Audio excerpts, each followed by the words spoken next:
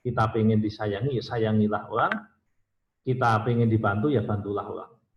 Kama tadinu tudanu, sebagaimana Anda melakukan, maka Anda akan diperlakukan. Itu prinsip yang pertama.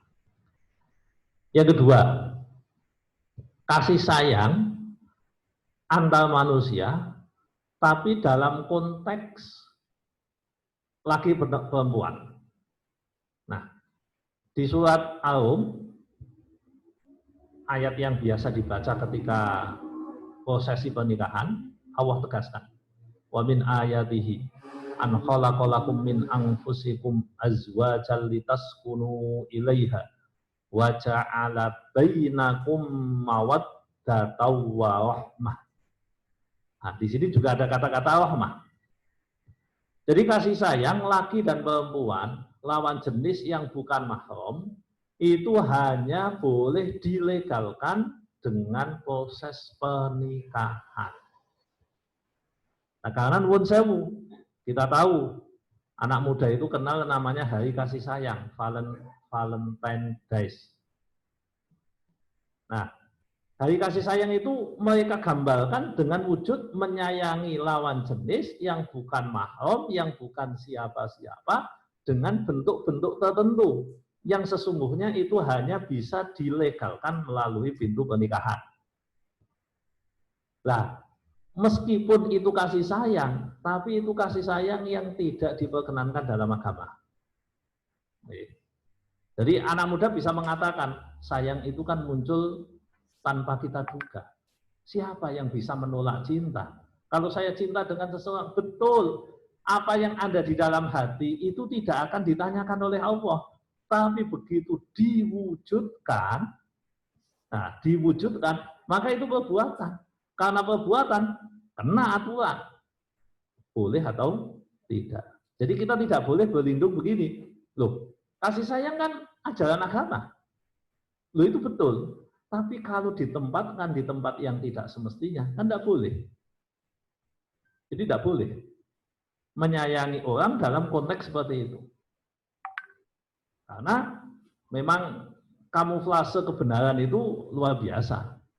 Jadi sekat-sekat antara benar dan salah di sini bisa menjadi bias. Endi sing benar, endi sing boten. Karena kita hidup di era seperti ini. Ya, era seperti ini di mana orang ya juga cenderung ape. Wah, lapopo. Sebagian orang tua juga menganggap bahwa itu kemajuan zaman. Menganggap bahwa itu adalah bagian dari modernisasi. Nah, mestinya itu kan tidak terjadi. Oke, bahwa itu terjadi iya, tapi kita harus paham bahwa itu adalah rahmah, mawaddah warahmah yang tidak legal menurut agama. Makanya di situ disebutkan bahwa ayat itu bicara tentang pernikahan. Wa ja'ala bainakum, dan Allah menjadikan di antara kalian ada mawaddah, ada rahmah. Ada cinta, ada kasih sayang. Nah, ini yang kedua yang rahmah atau rafah mungkin kasih sayang, kesantunan yang tidak pas. Yang tidak pas dan mestinya memang dihindari. Kalaupun ada di dalam hati, cukup di dalam hati. Tidak usah diungkapkan. Tidak usah diwujudkan. Makanya ceritanya Ummul Qais, yaitu Majnun ya, Laila Majnun, itu ceritanya kan bait-bait syairnya itu sering dikutip para ulama. Itu mabuk cinta tapi tidak diwujudkan. Hanya diwujudkan dalam bentuk syair.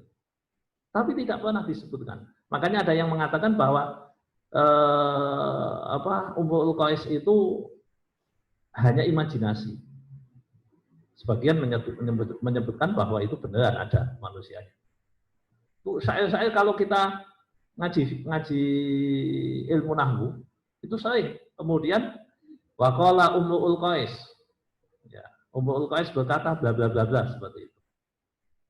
Ini digambarkan beliau itu mencintai seseorang yang memang bahasanya mungkin kasih tak sampai. Tapi luar biasa. Luar biasa. Pengekangan yang beliau lakukan terhadap dirinya itu bagus. luar biasa. Dan ini kayaknya jarang di era modern saat ini. Betapa banyak anak muda punya pergaulan yang bebas, sakalpe. Ya, alasannya karena cinta, alasannya karena kasih sayang. Bahkan mungkin saya kalau delodok situ ya tadi, ini kan ajaran agama. Nabi mengajarkan kasih sayang. Mengapa saya tidak boleh menyayangi sesama? Nah, ini tentu jauh panggang dari Nabi. Terus yang berikutnya, tadi kasih sayang kita kepada sesama manusia itu adalah dengan cara tawasau bil haqqi wa tawasau bis sabr. Jadi kalau kita lihat cerita-cerita para nabi dulu, salah satunya disebutkan dalam Al-Qur'an, in uridu illal islaha mastata'tu wa ma taufiqi illa billah. Ketika nabi itu menyampaikan nasihat kepada orang lain, ya, nasihat, karena nasihat itu juga ada risiko. Merisikokan dirinya juga, merisikokan jabatannya juga, merisikokan pertemanan juga, itu nasihat. Tawasau bil haqqi, termasuk Nabi. Beliau mengatakan, in uridu illal islah. Saya ini hanya pengen kebaikan. Nah, nasihat pengen baik kepada orang lain itu adalah wujud cinta sesama. Ini yang kadang disalah maknai. Nek ono kula panjenengan punya teman baik. Terus teman baik panjenengan kok mengkritik perbuatan panjenengan yang jelas-jelas salah, itu bukan berarti dia sentimen. Mboten ateges dhek apa iri hati, dengki. Oh, tidak begitu. Justru orang yang menyayangi dengan tulus, menyayangi dengan baik, dia rela menasihati meskipun merisikokan pertemanan. Rela memberikan nasihat kebenaran, mengkritik meskipun meresikokan apa yang dia miliki. Karena nasihat itu meresikokan dirinya. Nah, ini yang dilakukan oleh para nabi. Nah, mulanya nabi itu disebut Raufun Rahim. Di Quran itu yang ada kata-kata Rauf dan Rahim tanpa al niku hanya di satu tempat, yaitu di surat At-Taubah ayat terakhir. Laqad ja'akum rasulun min anfusikum azizun 'alaihi ma anittum harisun 'alaikum bil mu'minina raufun rahimun. Tanpa al. Yang lain itu pakai al semua, al-rauf, al-rahim. Kalau yang pakai al itu sifat Allah atau yang disandalkan kepada Allah, tapi di sini disandalkan kepada Rasulullah. Karena apa? Rasulullah itu menasihati orang lain, bahkan merisikokan nyawanya. Jadi kadang kula panjenengan nek dikritik, dikandani, rumangsane wonge sentimen. Padahal justru itulah kasih sayang tertinggi. Nah, oleh karena itu, dari beberapa hal yang tadi kita sampaikan, apa yang terjadi pada umatnya Nabi Isa waktu itu, mereka mempunyai sifat ra'fah dan rahmah, maka ini perlu kita teladani. Ini pengikutnya Nabi Isa. Pengikutnya Nabi Isa yang diceritakan oleh Allah di dalam Al-Quran. Poin berikutnya. Warahbaniyatan ibtada'uha ma katabnaha alaihim. Dan rahbaniyah niku berperilaku seperti rahib. Mereka tidak mau menikah, tidak mau mengambil kemewahan, tidak mau makan daging, dan model-model seperti itu. Warahbaniyatan ibtada'uha ma katabnaha alaihim. Itu tidak pernah diwajibkan kepada mereka, umatnya Nabi Isa. Maka kalau kita melihat ayat ini, kita itu tidak usah berlebihan. Jadi nek sing halal ya kudu dikatakan halal, yang haram kudu dikatakan haram. Ora usah sing halal diharamno. Sahabat Umar bin Khattab itu pernah dikritik ketika beliau mengharamkan dirinya makan daging unta. Itu dikritik. Lho napa kok ngaramno? Jenengan tidak mau silahkan diem. Tidak usah ngalalkan sesuatu yang tidak dilarang oleh Allah. Kalau Anda, aku senang, monggo tidak apa-apa. Tapi kalau sudah melarang orang melakukan, ya jangan. Nah, baniyah atau berpola hidup seperti rohib itu tidak merupakan kewajiban. Allah tidak pernah mewajibkan seperti itu. Kalaupun ada orang yang melakukan itu dalam rangka hal-hal lain dan tidak meyakini bahwa itu kewajiban, tidak masalah. Umpamanya jenengan vegetarian, mau makan daging, tidak masalah. Panjenengan tidak menikah, tidak masalah. Agama tidak pernah mewajibkan nikah. Oleh karena itu, tidak nikah juga tidak apa-apa.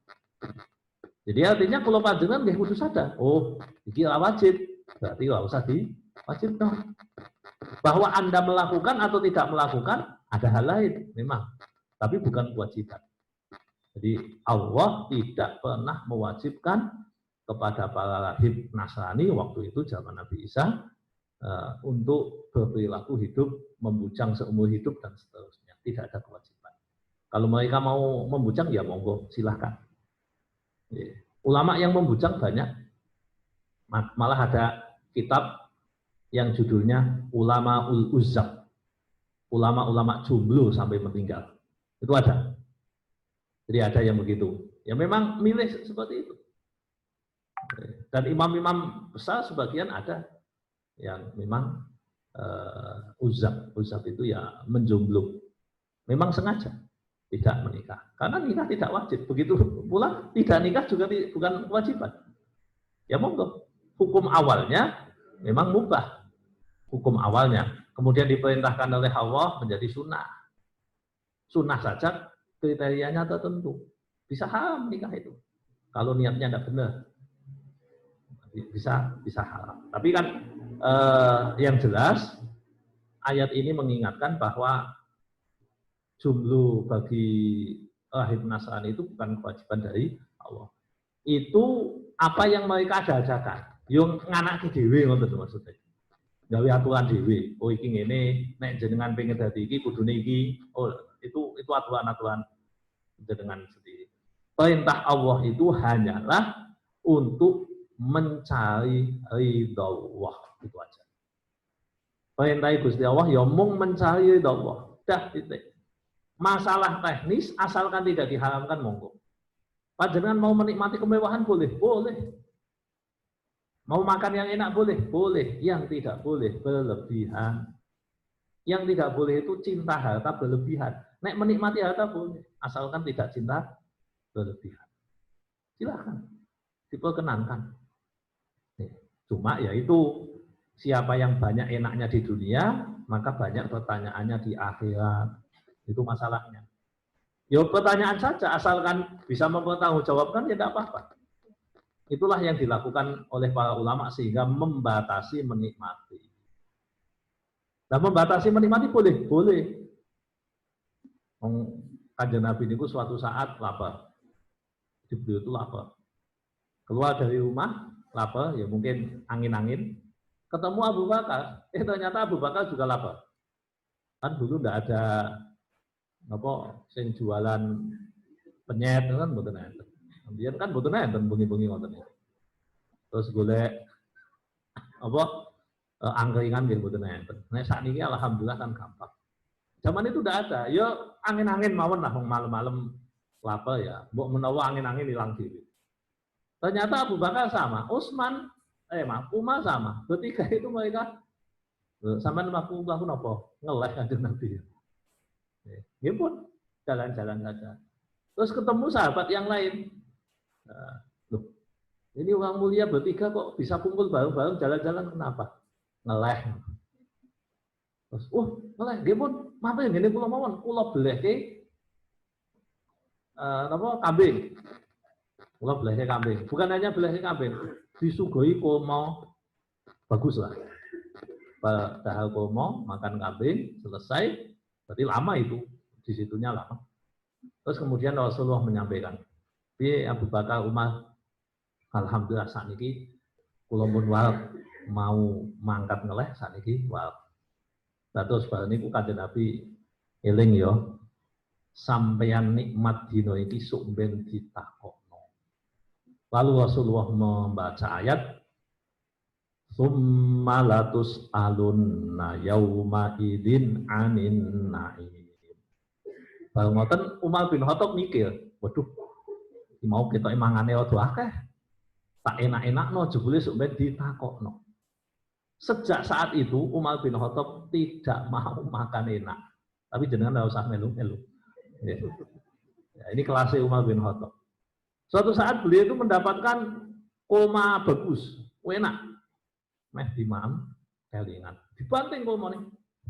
Wah, iki sing dadekke sok ben aku ditakoni akeh-akeh. Tapi sekali lagi itu bukan kewajiban, ya. Bahwa itu pilihan hidup silahkan. Itu pilihan hidup silahkan. Umat Islam juga tahu bahwa setiap pilihan kenikmatan yang dia ambil, maka pasti akan ditanya. Karena Quran cetok, summa latus alunna yauma idin anin naim. Jadi kenikmatan yang pernah panjenengan nikmati itu sok ben ditakokno. Niku napa nih?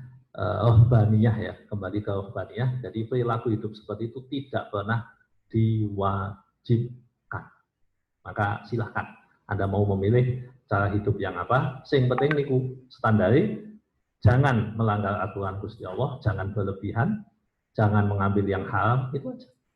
Saya kula jenengan tidak berlebih-lebihan, tidak mengambil yang haram, walaupun menikmati hidup ini boleh, silahkan, tidak dilarang oleh agama. Cuma yo niku berarti nek pilihane ngoten hisabe lama. Yang ditanya banyak. Wa baniyatan ibtada'uha ma katabnaha 'alaihim illa ibtigha'a ridwanillah. Fama auha haqqi ayatiha. Ya. Tapi nah itu yang Allah perintahkan mencari keridhaan justru tidak dipelihara dengan semestinya. Ingatan, yang dikritik begini. Nemen-nemeni barang sing ora diwajibno, tapi sing diwajibno atau yang dilarang malah tidak dipedulikan. Ya, contoh ini lah Bapak Ibu. Ini contoh lain ya, contoh lain. Umpamane. Ana wong sibuk tahajud tapi lali sholat subuh. Oh, ini kan kacau ini. Tahajud utawa sholat hajat, sholat malam tapi lali sholat subuh utawa mboten sholat subuh. Bisa kata jadi? Bisa. Biasanya dikandani. Ini engko nek sampean gelem bengi-bengi tahajud jam 8 rakaat maca iki rezekimu lancar. Dilakoni mulai jam J nganti jam 3. Berarti turu tangi jam 8. Ya diajeke. Lah alasane napa? Lah salat subuh kan pahalane ning akhirat. Sing iki kan cepet ning donya. Nah, niki aneh niki. Sing wajib malah ditinggalkan, tapi yang sunnah malah didahulukan. Bukan sunnah itu jelek, bukan. Tetapi kalau skala prioritasnya salah, yo tetap tidak pas. Ya ampun ngantos to, kula panjenengan. Mosok nganggo sabuk ora katokan. Nah, kan aneh to. Sing wajib niku kan nggawa katok. Nggawa sabun niku kan mboten wajib. Lah, yang wajib didahulukan. Jangan sampai seperti yang dikritik oleh Allah di ayat ini. Famau auha haqqi ayatiha. Sing diwajibno malah dilalekno, sing ora diwajibno malah dijok-jokno. Itu tadi sifat ohbaniyah itu. Woi hebat nek ora nikah. Hebat nek tidak makan ini. Hebat tidak, bukan itu. Silahkan itu menjadi pilihan, tapi itu bukan kehebatan yang dikehendaki oleh Allah. Jadi pelajarannya untuk kita semua bahwa pandai-pandailah memilih skala prioritas. Pandai-pandailah memilih mana yang lebih penting. Jadi yang lebih penting, yang wajib lakoni sik. Makanya saya juga pernah mengkritisi seseorang. Jadi nek sedekah segep tapi nek zakat ora tahu. Kan kebalik. Ini kebalik Bapak Ibu. Jadi kalau zakat dia itu jarang sekali zakat. Tapi nek sedekah segep. Contohnya karena umpamanya ini seorang petani. Petani Bapak Ibu, nek duwe panenan gabah, ya, padi, itu kan tergantung ya nanti kalau airnya bayar berarti zakatnya 5%. Nek air boten bayar berarti zakatnya 10%. Nah, ada yang unik, sebagian kasus itu dia itu kalau sodakoh umpamanya bangun masjid dan sebagainya, sodokepot. Tapi nek zakat dia gelem. Padahal nek diakumulasi mungkin lebih banyak sodakohnya atau infaknya daripada zakatnya. Dan niki wong kuwale. Sing jenenge wong bakhil, wong pelit, niku wong sing ora zakat. Nek wong ora infak, ora sodakoh, tapi dia zakat yang wajib dilakukan, pirapate apik tapi mboten bakhil. Jadi harus dibedakan. Mana skala prioritas yang dulu. Jadi sodakoh itu sunnah, zakat itu wajib, dulukan yang wajib. Yang sunnah sesudah yang wajib. Terus ini perlu untuk kita perhatikan agar jangan sampai kita salah hitungan, salah skala prioritas. Yang wajib tetap harus didahulukan. Fa'atainal ladzina amanu minhum ajrahum wa katsirun minhum fasiqun. Orang-orang yang beriman, tentunya yang mengikuti perintah Allah tadi, ya Allah kasih ajar pahala bagi mereka. Tapi wa katsirun minhum fasiqun, sebagian besar mereka adalah golongan orang-orang yang fasik. Jadi makanya kita itu tidak bisa mengukur kebenaran dengan ukuran mayoritas.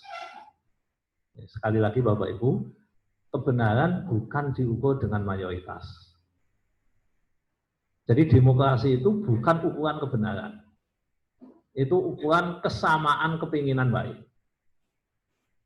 Jadi umpamanya sekarang pemilihan kepala desa. Si A ini penjahat, si B ini orang soleh. Tapi nyatanya si A menang. Apakah berarti menunjukkan bahwa si A yang diridhai Allah? Apakah menunjukkan bahwa si A yang notabene-nya penjahat ini kemudian orang yang benar? Nah, tidak begitu. Kebenaran tidak diukur dengan jumlah. Jadi kebenaran itu diukur dengan dalil, metodologi yang bisa dipertanggungjawabkan. Itu kebenaran dalam konteks agama kita. Makanya bisa jadi ada satu benar melawan 1000 salah, yang benar tetap benar. Nah, bagaimana ngukur benar? Nah, karena kita orang awam ya mengikuti para ulama saja. Karena untuk ukuran benar itu kan metodologinya yang dilakukan harus benar. Nah, kalau kita tidak paham tentang metodologi penelitian dalam agama kan ya susah untuk mengatakan bahwa ini benar atau salah. Ya kita cukup mengikuti para ulama yang benar. Nah, banyak yang fasik, sedikit yang baik. Dan itu akan berlanjut sampai kapanpun statistik menunjukkan orang baik itu tidak banyak. Statistik itu, bicara statistik. Zaman Nabi itu apakah yang baik dengan yang jelek banyak yang jelek? Oh iya. Kalau satu dunia ya tetap iya. Nah, kalau kita melihatnya kecil, hanya lingkungan Rasulullah, ya banyak yang baik daripada yang jelek. Tapi kalau akumulasi satu dunia, ya lebih banyak yang jelek. Makanya jangan menjadikan mayoritas sebagai ukuran satu-satunya. Kecuali mayoritas yang dimaksud adalah mayoritas pendapat para ulama. Tapi nek mayoritasnya wong awam itu mboten dihitung. Kados kula panjenengan mboten dihitung. Tidak bisa menjadi ukuran. Nah, kayak umumnya ngono kok. Nah, tidak bisa. Keumuman tidak bisa dijadikan alasan untuk mengatakan benar atau salah. Oke, Bapak Ibu hadirin hadirat rahimakumullah. Mungkin itu yang bisa saya sampaikan dari ayat 27. Semoga manfaat. Kurang lebihnya mohon maaf. Monggo kalau ada pertanyaan. Ini ada 4 pertanyaan, makanya waktunya saya perpendek untuk untuk materi. Nah, untuk yang tanya jawab, kalau ada, sebelum saya membacakan yang ada di sini, monggo. Monggo. Waalaikumsalam warahmatullahi wabarakatuh.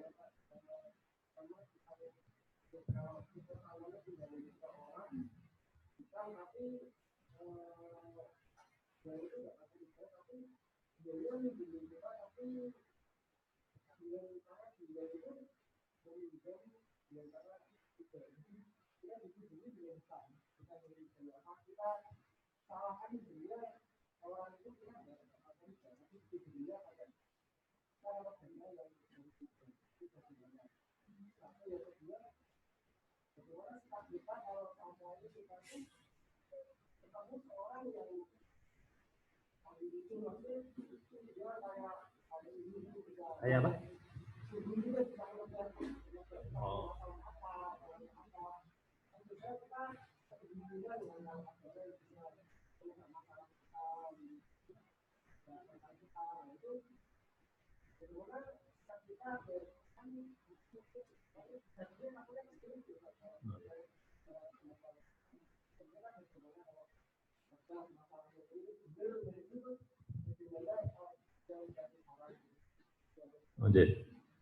Matur nuwun.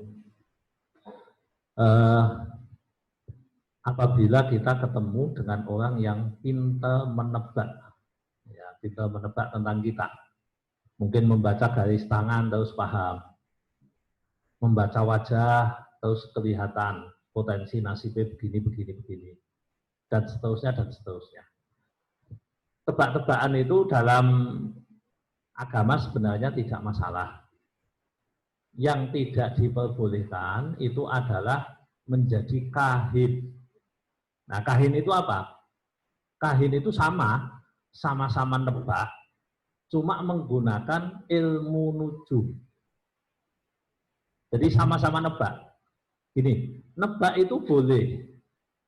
Tapi kalau yang dijadikan landasannya adalah ilmu nujum, ilmu yang menggunakan perbintangan, itu yang tidak boleh dalam agama. Kalau saya nebak mau hujan boleh. Kalau umpamanya ada orang datang mukanya kusut, kamu punya masalah banyak ya? Iya, oke, tok wajahnya. Kan kelihatan. Kok bersari-sari balik untuk duit? Enggak. Nah, kan bisa ditebak wajahnya. Apalagi sekarang kan ada ilmu yang membahas tentang itu. Kan di TV beberapa kali saya melihat wawancara itu ada forensik khusus yang membahas tentang orang tertentu lah, yang ini bisa ditebak seperti ini, bahwa karakternya begini, gerak-geriknya begini, maka menunjukkan begini. Kan di pengadilan juga ada gerak-geriknya kayak yang ini dan seterusnya. Nah, jadi sikap kita kalau ketemu dengan orang yang pintar nebak, itu dicek aja. Orang yang tukang nebak tadi itu berdasarkan ilmu apa. Kalau kita ketahui bahwa dia pakai ilmu nujum, maka ya kita tidak boleh mempercayai dan mendekatinya apabila kalau kita ketemu terus kemudian kita ditebak. Tidak boleh mempercayai yang begitu, meskipun ada benarnya. Meskipun ada benarnya. Bahwa seandainya itu benar, ya bisa jadi benar. Kebetulan namanya nebak. Nebak itu kan 50-50. Kemungkinan benar, kemungkinan salah. Masalahnya nganggo ilmu nujum yang dilarang dalam agama. Itu yang jadi masalah. Nah, kalau pakai ilmu lain tidak apa-apa. BMKG itu tukang nebak. Tukang nebak. Terus kemudian statistik itu kan juga ilmu nebak. Ilmu nebak. Salah ya tidak apa-apa. Benar ya, tidak apa-apa. Quick count dalam pilpres, dalam pilgub, itu kan nebak juga. Wong namanya saja quick count, dihitung cepat, kan nebak. Tapi kan pakai ilmu statistik, akurasinya bisa dipertanggungjawabkan. Nah kayak kemarin, kita tahulah awal-awal April itu, ketika pandemi mulai muncul, kan banyak tebakan-tebakan. Nanti bulan Juni 500.000 loh, Indonesia yang mati loh.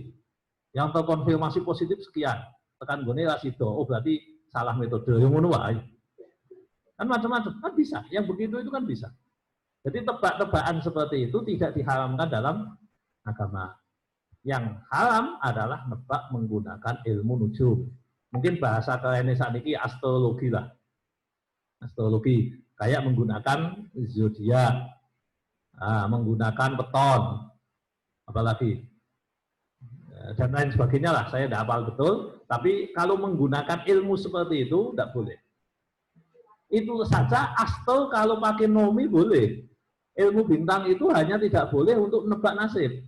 Kalau untuk nebak cuaca, boleh. Nebak arah, boleh. Oh, iki lintangnya wuku berarti nopo, umpamane dengan paham yang itu terus jadi, oh ini, itu boleh. Yang tidak boleh ilmu nujum yang berkaitan dengan tadi. Karena dulu dipakai oleh setan dan temannya. Itu yang dimasalahkan itu sekali lagi bukan nebaknya. Jadi kita jangan keliru, karena banyak ilmu yang sifatnya nebak. Ilmu itu sifatnya nebak.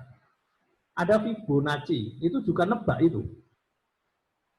Mulai dari berapa? 50, 62,8, terus sekian, itu kan nebak. Bicara masalah tren juga nebak. Ya, trennya positif, trennya negatif. Dalam bisnis itu kan banyak.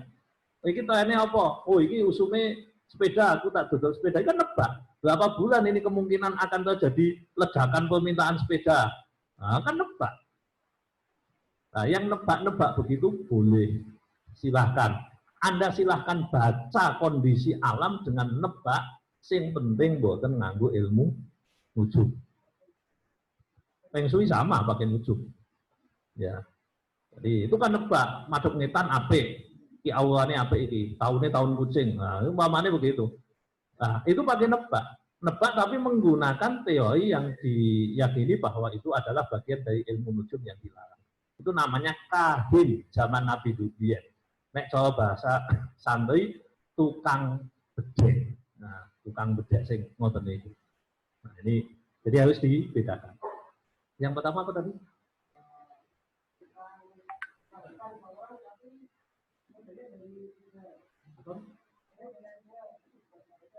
Enggak. Oh, hutang, modalnya dari riba. Yang dimasalahkan yang hutang apa yang menghutang? Oh, jenengan yang hutang, Pak. Oh, jadi. Ya, terima kasih. Bapak Ibu, pertanyaan-pertanyaan tentang riba itu kan sering mengemuka. Jadi gini, sederhananya, mengenai riba itu, zaman Nabi dengan zaman sekarang itu tidak sama 100%.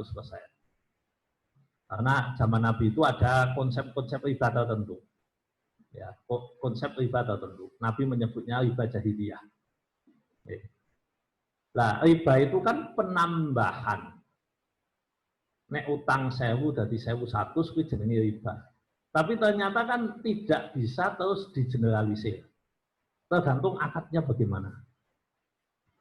Kalau saya utang 1000 kepada si A, lalu tidak ada akad, tidak ada perjanjian bahwa saya harus mengembalikan 1100. Tapi ketika saya kembalikan 1100, maka transaksi itu bukan riba. Padahal sama. Tahulah ini ya, ada dua kasus. Si A utang kepada si B. Utang 1000 dengan perjanjian, yo tak utangi, tapi mengko balekno 1100. Maka transaksi itu riba. Di situ masuk kategori riba. Tapi kalau saya utang 1000, terus kemudian saya pangaten, tidak ada permintaan apapun, tidak ada akad apapun, tak baleknya 1100. Maka itu tidak ada transaksi riba. Transaksi tahu sama tahu itu bukan riba. Riba itu harus ada akad yang memang menyaratkan di dalam akad tersebut adanya penambahan dari utang. Nah, kita juga jangan lupa penambahan dari utang ini bukan hanya nominal, tapi juga manfaat.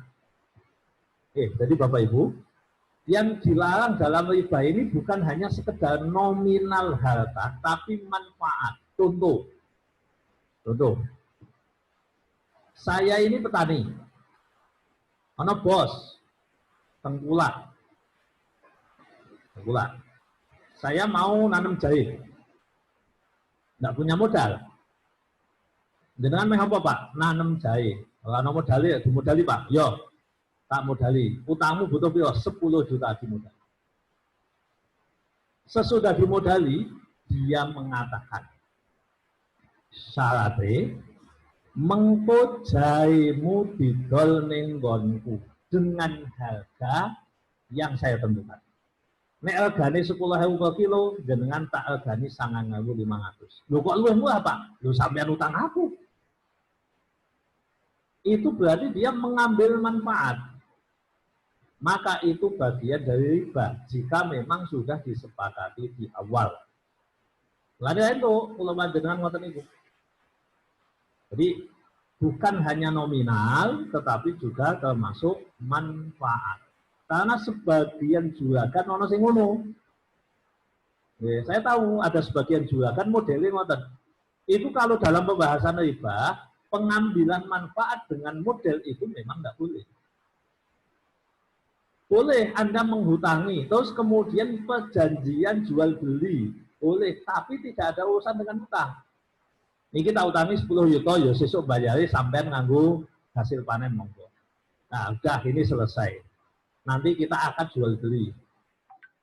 Ini tinimbang jenengan sesuk, jahe angel hadol. Wis, ini baik perjanjian baik saiki piye?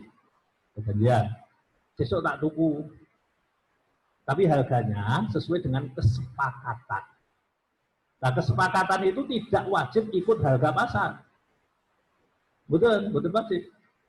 Dengan menaikkan harga ya boleh, menurunkan harga ya boleh. Tapi berdasarkan kesepakatan dan bukan intervensi dari utang. Nah, intervensi dari utang, niku berarti riba. Ribanya di manfaatnya, karena dia mendapat manfaat dari itu. Mengambil proses manfaat. Ini yang nggak boleh. Nah, pertanyaan tadi, kalau saya hutang kepada si A, ternyata si A itu modalnya dari riba, bolehkah? Hutang pada prinsipnya boleh. Hutang pada prinsipnya boleh. Karena hutang itu tidak minta, beda dengan minta. Hutang boleh. Nah, kalau kita tahu bahwa itu harta haram, maka hutangnya tetap sah. Harta kita tidak menjadi harta haram, cuma tidak dianjurkan. Jadi ini bukan kaitannya dengan kita riba atau tidak ya. Ingat, saya utang kepada si A ini ngerti saya, itu tukang maksiat. Bisnisnya adalah babi, kan haram bagi saya. Tapi saya butuh, saya utangi duitnya Pak, boleh enggak? Boleh. Karena hutang loh ya, karena hutang. Hutang itu kan hanya kita minta tolong, sebagian hak dia diberikan kepada kita untuk sementara waktu. Nah, yang lebih haram itu justru kita hutang halal, membayar nganggo sing haram. Kita tidak bisa mengatakan, kan gitu tak keke sampean, berarti haramnya ini ngene sampean. Oh, enggak bisa. Mboten saged. Sebab di ono sing pikiran ngono, aku utang halal. Pas duwe duit haram, iki bae tak kenya utang. Wong sing mangan wong ayo, enggak bisa. Apa yang Anda lakukan, yang Anda tanggung jawab. Nah, jadi apa yang Anda lakukan, apa yang Anda tanggung jawab. Nah, beda kalau jenengan utang babi untuk dimakan, karena memang itu haram. Yang tadi kan utang uang sumbernya dari yang haram. Maka perpindahan ini tidak serta-merta menjadikan yang kita utangi itu jadi haram. Makanya boleh hutang sama orang kafir. Silakan. Dan kita tidak tahu dia punya bisnis yang bagaimana. Boleh. Hutang ke orang kafir. Boleh. Jadi selagi memang di situ tidak ada perjanjian seperti yang disampaikan di awal, maka utang piutang tadi tidak masalah. Utang piutang itu bukan dosa, tapi Nabi memerintahkan untuk menghindari kalau bisa. Berikutnya Bapak Ibu, saya akan mencoba menjawab apa yang ditanyakan di tulisan ini. Yang pertama, apakah korban itu mewakili keluarga ataukah individu? Misal yang bekerja dan berpenghasilan adalah istri, kemudian dia mau berkorban. Saya batasi dulu. Yang saya bahas adalah dalam konteks mazhab Syafi'i. Dia tidak bias pemahaman. Nah, kudune kan manhajit tosik. Nah, mboten bingung. Nah, pertanyaan ini, korban itu individu atau keluarga? Menurut mazhab Syafi'i, individu. Artinya korban adalah individu. Yang saya maksud, kalau panjenengan korban kambing satu, maka kambing itu hanya untuk mudhohi orang yang berkorban. Menurut mazhab Syafi'i, tidak sah seseorang berkorban mengatasnamakan iki korbane Baidowi dan keluarga. Itu jadinya sedekah. Menurut mazhab Syafi'i. Jadi tidak bisa. Artinya ya individu. Siapa? Ya monggo, yang mau berkorban siapa?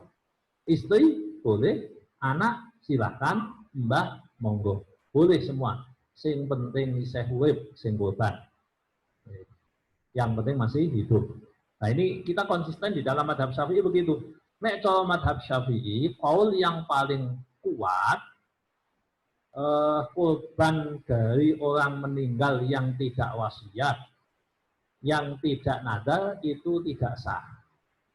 Kalau mau sah harus pindah madhab dulu menuju madhab Hambali atau Maliki. Nek cara madhab Syafi'i, korban atas nama yang meninggal tanpa wasiat niku mboten sah. Ini perlu dipahami. Sebab kan masih banyak. Kemarin di kampung saya juga ada, Pak niki kagem sing sedo nggih mboten napa-napa jenengan pindah madhab sih. Tapi kalau nggak ngerti ilmune, nggak takut sih ngerti. Karena saya tidak berani menjawab sesuatu yang saya tidak paham. Tapi saya tahu bahwa ini sah menurut madhab X. Detailnya saya tidak tahu. Saya tidak tahu. Karena tidak tahu ya saya tidak bisa menyampaikan. Nek jenengan takoni kula, menurut madhab Syafi'i qaul mu'tamad bahwa korban itu bagi yang meninggal tidak boleh, tidak bisa. Termasuk tadi yang ditanyakan ini, Pak niki atas nama keluarga X. Nggih, jenengan madhabe apa? Syafi'i, nek Syafi'i ra iso. Tapi kan boleh menurut Ustadz X. Ya, berarti itu bukan mengambil madhab Syafi'i. Ya kita boleh, silahkan. Panjenengan kalau mau menggunakan madhab itu silahkan. Jadi saya pribadi tidak pernah melarang orang untuk menggunakan madhab yang 4. Mau Syafi'i, Hanbali, Maliki, Hanafi. Sing penting jenengan mengambil itu tanggung jawab. Ilmunya ada, metodologi pengambilannya ada, udah selesai. Ya monggo, berbeda kan tidak masalah. Jadi di sini kan misal yang berpenghasilan adalah istri, oh tidak masalah, siapapun yang penting namanya satu. Namanya satu, tidak untuk sekeluarga. Nek kepengurusan sekeluarga pindah sik madhab utawa jenengan berarti jadinya sedekah. Ya, sedekah bukan korban. Nah ini lanjutannya. Ketentuan apa saja yang harus dijalankan oleh yang berkorban? Misal tidak boleh potong kuku. Ada beberapa larangan yang sifatnya itu makruh, bukan haram. Siapa yang berniat berkorban, maka 10 hari. Nah ini ada dua pendapat. Ada yang 10 hari, ada yang tanggal 10. Kita pilih yang panjang. 10 hari mulai masuk bulan Dzulhijjah, ya, mulai masuk tanggal 1, berarti sesuk malam Kamis Pendae, ketoke. Nah, niku malam tanggal 1 tidak potong kuku, potong rambut, yaitu dan mencabutnya. Potong nyabut tidak boleh. Lah sing dipotong siapa? Ini pendapat yang muktamad, yang kuat, sing korban. Sebabnya ana sing maca mudhohi apa mudhoha. Nah niku ana halokate. Hane diwaca hi apa ha. Nek sing maca mudhoha berarti kewane sing ora kena dipotongi. Tapi nek mocone mudhohi berarti wonge sing kurban. Nah, kita memilih sing kurban. Nah, karena tadi menggunakan fikih madzhab Syafi'i, konsistensi di sini muncul. Lah sing ora entuk motong sapa? Satu atau sekeluarga yang dinamai kurbannya. Itu sekaligus kan mulane wong mati kan orang motong kuku. Karena memang itu hanya untuk yang hidup. Ini akan kelihatan konsistensinya. Oh, berarti sing dijeneng ya dhek sing ora entuk motong kuku, sing ora entuk motong rambut. Nah, saya tidak tahu kalau umpamanya yang menggunakan madhab sekeluarga namanya saya, istri dan anak. Nah, sing ora entuk motong kuku sapa? Nah, tidak tahu, mungkin juga sekeluarga, saya tidak tahu. Tapi dalam fikih Syafi'i yang tidak boleh itu ya potong kuku, potong rambut. Okay. Potong kuku dan potong rambut ini sampai kurbannya, hewan kurbannya disembelih. Makanya dengan yang mau kurban besok Rabu tanggal berapa? 30 ya? 30. Ya 20-an ya? Ya tanggal 20-an Juli jenengan potong kuku, potong rambut sih. Ben apa mboten kesuwen engko nek lali tambah 10 dino kan kepanjangan. Kedawan kan mesake. Nah, jadi monggo yang mau potong meskipun hari Jumat. Kan Jumat kan sunah potong kuku. Tapi nek pas kurban, dia berkorban, dia tetap tidak dianjurkan sampai hewannya dipotong. Lah nek umpamane benjing kok oleh motong dino setu ya tambah sedino berarti jenengan. Bukan sampai tanggal 10, sampai dipotong hewan kurban. Lah nek ana sing dadak, Pak. Ora niat kurban ujug-ujug tanggal 11, wah aku tak kurban. Ada yo lain tuh ya pas kuwi. Jadi ya aman, enggak masalah. Tidak umpamane potong kuku, potong rambut enggak apa-apa. Jadi ketentuannya ya tidak motong kuku dan yang motong rambut. Sewaktu hewan disembelih, apakah si wanita ini juga harus ikut menyaksikan dan harus memegang salah satu bagian tubuh hewan yang dikorban? Bagaimana sewaktu dia haid? Menyaksikan hukumnya sunnah, jadi tidak ada kewajiban. Menyaksikan itu hukumnya sunnah. Ketika hewan mau disembelih, maka yang mudhohi, yang berkorban disunnahkan menyaksikan. Di sini ada kalimat memegang. Oh tidak usah memegang, pun nanti pancal malah kacau. Jadi tidak usah memegang. Kalaupun mau memegang ya tidak apa-apa. Cuma ini bukan bagian dari yang tadi disebut. Rasulullah hanya menyebut, itu Fatimah tolong diundang. Wahai Fatimah, saksikan kurban. Karena darah yang mengucur pertama kali itu ampunan Allah. Sebelum darah sampai ke bumi sudah sampai kepada Allah. Nah ini dianjurkan bagi yang mempunyai hewan kurban tidak disembelih sendiri untuk hadir. Hadir itu bagi yang tidak menyembelih sendiri. Nek sing nyembelih sendiri kan otomatis sudah hadir. Sesungguhnya Bapak Ibu, sesungguhnya hewan kurban itu paling afdal disembelih diri. Paling afdal, paling utama. Tetapi karena kita mungkin tidak mampu, tidak bisa, boleh diwakilkan. Nah, kalimat ini, pertanyaan ini kan seandainya diwakilkan, maka disunnahkan bagi yang mewakilkan untuk menghadiri proses penyembelihan. Nah, kalimat memegang itu bukan bagian dari yang disunnahkan. Nek ajeng dipegang ya ora apa-apa, tapi niku mboten sunah. Mboten niku nih. Terus yang berikutnya, kewajiban apakah yang harus dilakukan oleh yang berkorban? Nah, yang dilakukan, tapi ini bukan wajib ya, rambu-rambu saja. Yang mau berkorban Bapak Ibu yang pertama sumbernya halal. Jadi ojo duit colongan ke korban, ini akan kanggo mesake. Wis tiwas entuk jeneng wong korban tapi ning akhirat ndak dapat. Wong duit leh nyolong. Jadi yang halal sumbernya. Terus yang kedua niatnya yang benar. Bapak Ibu, kurban itu niatnya taqarrub ilallah, mendekatkan diri kepada Allah, bukan gede-gedenan sapi, bukan masalah karena panas-panasan kalau tanggane, bukan itu. Jadi niat ini harus kita benahi. Oh iya, niatnya adalah taqarrub ilallah, mendekatkan diri kepada Allah. Makanya saya senantiasa menganjurkan, yang mampu lakukan, yang tidak mampu tidak usah memaksa. Kenapa tidak usah memaksa? Khawatir niatnya beda. Khawatir niatnya beda. Terus yang ketiga, nuwun sewu zaman saat ini usah selfie. Artinya korban selfie dulu. Nah, ini korban saya. Mana korbanmu? Nggak usah ngono. Potensi pamer, potensi ria. Nggak usah gawe status ning Facebook kayak korban ini, nggak usah. Kenapa? Ya ini etika. Ibadah itu sebaiknya diusahakan diumpetno. Tapi korban kan nggak bisa diumpet deh. Tapi dilokalisir. Yang tahu cukup yang di situ. Nggak usah pondok-pondok tekan diri. Boten usah pondok-pondok tekan diri. Ini yang dilakukan oleh si pengorban. Terus kemudian, ini nek mampu nggih, nek mboten mampu nggih, mangke disesuaikan.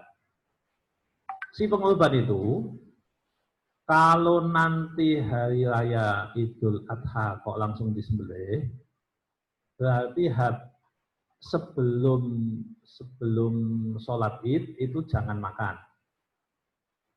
Nanti makannya sesudah sholat Id dan yang dimakan adalah hewan kurbannya. Nah, ini nek bagi jam 3 sore masalah.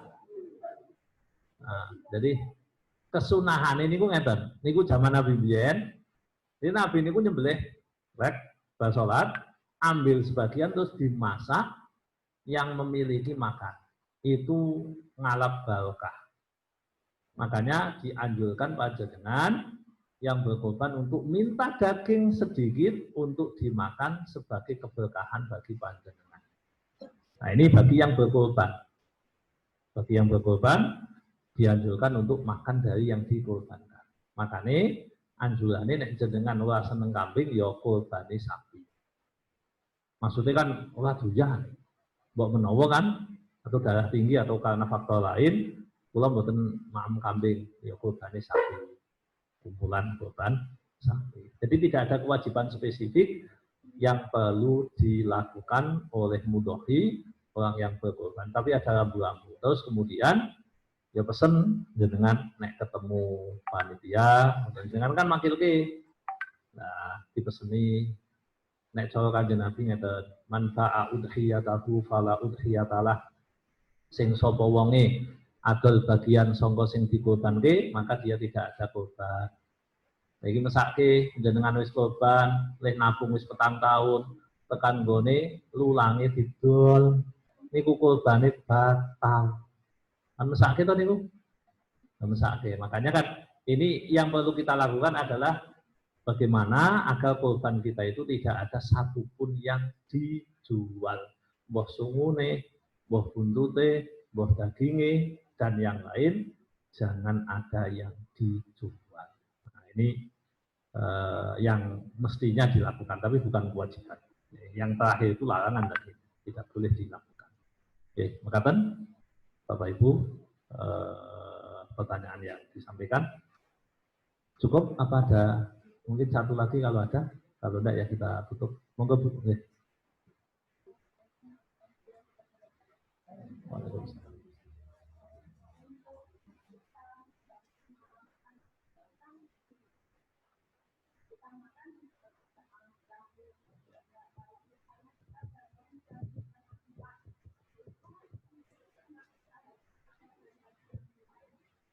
Oke, atau nuwun. Definisi tahajud itu para ulama menyebutkan sholat habis bangun tidur. Dan tidak ditentukan waktunya. Ini panjenengan umpamane ya. Umpamane. Tidur jam 7, bangun jam 10.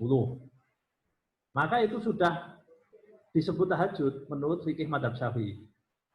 Tapi ulama-ulama Saudi mengatakan, oh enggak, tahajud itu harus dilakukan bangun tidur tapi sesudah jam 12, sesudah tengah malam.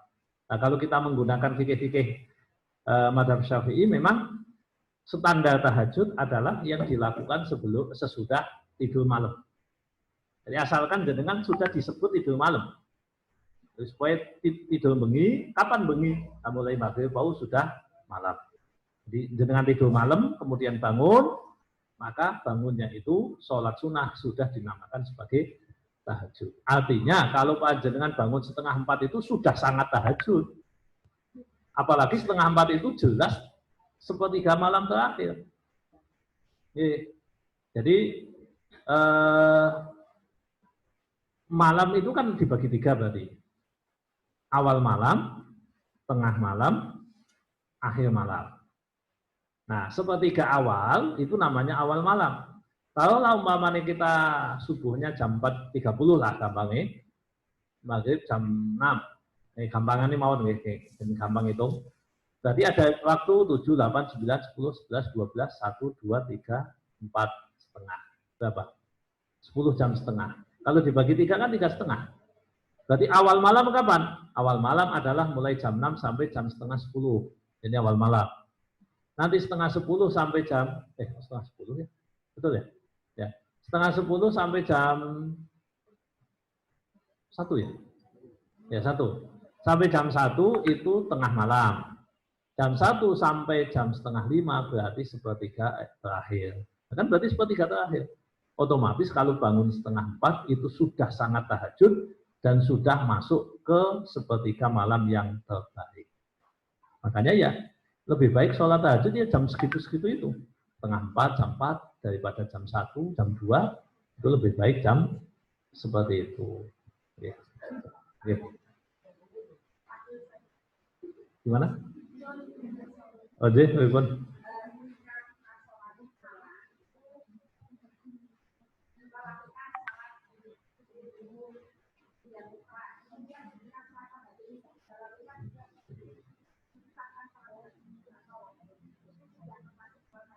Oh iya. Oke, matur nuwun. Pada prinsipnya, kalau sholat sesudah bangun tidur, itu otomatis jenengan tergolong orang yang tahajud. Mau sholatnya bentuknya apa? Boh witir, boh hajat, boh mutlak, boh syukril wudu, boh tahiyatul masjid, itu semua masuk, include. Makanya definisinya tetap. Sholat yang dilakukan sesudah bangun tidur. Sehingga kalau tadi jenengan umpamanya sholat syukril wudu atau sholat-sholat yang lain yang dilakukan bangun tidur, jenengan lali, loh mambengi aku tahajud ki, wong aku usolli sunata tahajud, tapi usolli sunata rakaat ini, maka jenengan sudah terhitung orang yang melakukan sholat tahajud. Jadi tetap bisa. Makanya jenengan jangan khawatir umpamanya bangun jam 4:30 kurang 5 menit, kan subuhnya kurang 5 menit nih. Pipise mengko wudu sik langsung sholat sak rakaat, itu sudah otomatis ikut tahajud. Nah, ngoten dadi nek selak pipis pripun? Ah pipise mengko, lah nek pipise ora cukup wektune. Nah, pipis wudu terus langsung sholat ke pipis. Lho nahan pipis makruh, iya, tapi jenengan tetap tahajud. Lah nek umpamane bangun kan manungsa kan ya iso wae to bangun kesiangan. Delalah ada apa, alarm muni atau capek, bangunnya dongi ya kesiangan, ulang 5 menit. Wah, aku iso tahajud bisa 1 rakaat saja. Mbok menawa ketemu masalah ngoten nggih. Mbok menawa nggih. Salat sunah walaupun 1 rakaat, witir itu sudah masuk tahajud. Apanya? Oh ya, sebelum subuh. Ya, salat malam sebelum subuh. Karena itu malam, subuh itu sudah masuk pagi. Nah, jadi bukan malam. Batasan malam ya subuh. Makanya yang namanya puasa itu sehari, kan tidak ada malamnya. Loh, subuh kan saya peteng, tapi itu masuk pagi. Ya pagi itu include dalam siang. Jadi nek ana wong muni ngene. Pokoke aku nazar umpamane. Aku mangan nek wis awan. Lah subuh-subuh mangan. Terus ditakokke, Pak Yai, niki melanggar sumpah mboten? Nah, begitu toh. Sumpah tidak akan minum, tidak akan makan kecuali di waktu siang. Lah kok mangane subuh-subuh. Itu nek cara fikih dia tidak melanggar sumpah. Karena apa? Itu masuk include dalam waktu nahar atau waktu siang. Oke, monggo kita akhiri kanthi doa Bapak Ibu. Nyuwun barokah Fatihah. Niku kagem sinten Ibu Jelita Widyastuti ingkang sedang hamil. Nggih ngimutaken nek keluargane jenengan enten sing hamil. Nggih mbok menawa enten utawa panjenengan piyambak.